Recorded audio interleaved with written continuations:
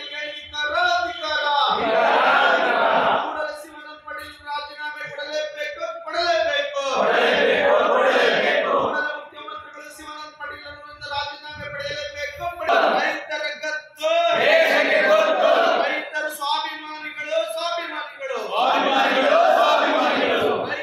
ರೈತರನ್ನ ಗುರುವಾಗಿ ಮಾತನಾಡಿದಂತ ಶಿವಾನಂದ ಪಾಟೀಲ್ಗೆ ಧಿಕ್ಕಾರ ಧಿಕ್ಕಾರ ಕೂಡಲೇ ಶಿವಾನಂದ ಪಾಟೀಲ್ ರಾಜೀನಾಮೆ. ಕರ್ನಾಟಕ ರಾಜ್ಯ ಸರ್ಕಾರದ ಸಕ್ಕರೆ ಸಚಿವರು ಹಾಗೂ ಜವಳಿ ಸಚಿವರಾದಂಥ ಶಿವಾನಂದ ಪಾಟೀಲರು ರೈತರ ಬಗ್ಗೆ ಹಗುರವಾಗಿ ಮಾತನಾಡಿದರು. ಇವ್ರಿಗೇನು ರೈತರುಗಳಿಗೆ ಆಶ್ವಾಸನೆಗಳನ್ನು ಕೊಡ್ತಾರೆ, ರೈತರುಗಳಿಗೆ ಆಸೆಗಳನ್ನು ತೋರಿಸ್ತಾರೆ ಮತ್ತು ಈ ರೀತಿಯಾಗಿ ಹಗುರವಾಗಿ ಮಾತಾಡ್ತಾರೆ. ನಿಜವಾಗ್ಲೂ ಇವರು ರೈತರ ಬಗ್ಗೆ ಏನಾದ್ರು ಅರ್ಥ ಮಾಡ್ಕೊಂಡಿದ್ರೆ ಕೂಡಲೇ ಕ್ಷಮೆ ಯಾಚನೆ ಮಾಡಬೇಕು, ರೈತರ ಮುಂದೆ ಕ್ಷಮೆ ಯಾಚನೆ ಮಾಡಬೇಕು. ಮಾನ್ಯ ಮುಖ್ಯಮಂತ್ರಿಗಳು ಇವರಿಂದ ರಾಜೀನಾಮೆಯನ್ನು ಪಡಿಬೇಕು.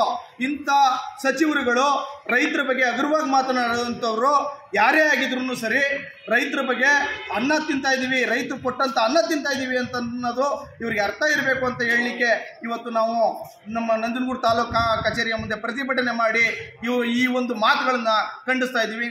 ನನ್ನ ಹೆಸರು ಸತೀಶ್, ನಂಜನಗೂಡು ತಾಲೂಕು ರೈತ ಸಂಘದ. ರೈತರು ಪದೇ ಪದೇ ಬರಗಾಲ ಬರಲಿ, ಸಾಲ ಮನ್ನಾ ಮಾಡ್ತಾರೆ ಅನ್ನೋ ನಿರೀಕ್ಷೆಯಲ್ಲಿ ಇಟ್ಟರೆ ಅನ್ನೋ ಒಂದು ಮಾತನಾಡಿದ ನೀವು ಎಲ್ಲ ರಾಜಕೀಯ ಪಕ್ಷಗಳು ಮತ ಪಡೆಯುವಂಥ ಸಂದರ್ಭದಲ್ಲಿ ನೀವು ರೈತರ ಸಾಲ ಮನ್ನಾ ಮಾಡ್ತೀವಿ ಅಂತ ಹೇಳ್ತೀರಿ, ರೈತರಿಗೆ ಪುಕ್ಕಟ್ಟೆ ಕರೆಂಟ್ ಕೊಡ್ತೀವಿ ಅಂತ ಹೇಳ್ತೀರಿ, ಇನ್ನಿತರೆ ಸವಲತ್ತುಗಳನ್ನ ಕೊಡ್ತೀವಿ ಅಂತ ಹೇಳೋರು ಇದೆ. ಕೇಂದ್ರ ಸರ್ಕಾರ ಸ್ವಾಮಿನಾಥನ್ ಆಯೋಗದ ವರದಿಯನ್ನು ಜಾರಿ ಮಾಡಿ C2+50 ಏನು ನಮ್ಮ ಬೆಳೆಗಳಿಗೆ ನಿಗದಿ ಮಾಡ್ತೀನಿ ಅಂತ ಹೇಳಿದ್ರೆ ಇದುವರೆಗೆ ನಿಗದಿ ಮಾಡೋಕ್ಕಾಗಿಲ್ಲ.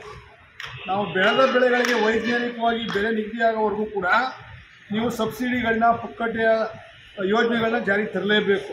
ಯಾಕಂದರೆ ಈ ದೇಶದ ಆಹಾರ ಭದ್ರತೆಯನ್ನು ಕಾಪಾಡೋರು ಈ ದೇಶದ ಸ್ವಾಭಿಮಾನಿ ರೈತರು. ಇದನ್ನು ಮನಗಾಣಬೇಕು.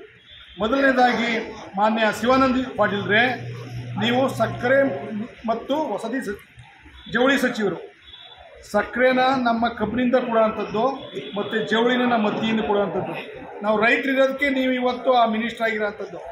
ರೈತರ ಬಗ್ಗೆ ಹಗುರವಾಗಿ ಮಾತಾಡಬೇಕಾದ್ರೆ ನಿಮಗೆ ರೈತರ ಋಣದಲ್ಲಿ ನೀವು ಇರಬೇಕಾದ್ರೆ ನೀವು ಇದನ್ನೆಲ್ಲ ಮಾತಾಡೋಕ್ಕೆ ಕೂಡದು. ಈ ಕೂಡಲೇ ಈ ಮಾತನ್ನು ವಾಪಸ್ ತಗೋಬೇಕು, ಬಹಿರಂಗವಾಗಿ ಕ್ಷಮೆಯಾಚನೆ ಮಾಡಬೇಕು. ಇಲ್ಲ ಅಂದರೆ ಮಾನ್ಯ ಮುಖ್ಯಮಂತ್ರಿಗಳು ಇಂಥ ರೈತರ ಬಗ್ಗೆ ಹಗುರವಾಗಿ ಮಾತಾಡೋಂಥ ಇಂಥ ಬೇಜವಾಬ್ದಾರಿ ಸಚಿವರನ್ನ ಇಟ್ಕೋಬಾರ್ದು. ಇವ್ರನ್ನ ಈ ಕೂಡಲೇ ಸಂಪುಟದಿಂದ ವಜಾ ಮಾಡಬೇಕು ಅಂತೇಳಿ ಒತ್ತಾಯ ಮಾಡ್ತಾಯಿದ್ವಿ. ನನ್ನ ಹೆಸರು ವಿದ್ಯಾಸಾಗರ್, ಜಿಲ್ಲಾಧ್ಯಕ್ಷರು ಸಾಮೂಹಿಕ ನಾಯಕತ್ವದಲ್ಲಿ ಕರ್ನಾಟಕ ರಾಜ್ಯ ರೈತ ಸಂಘ.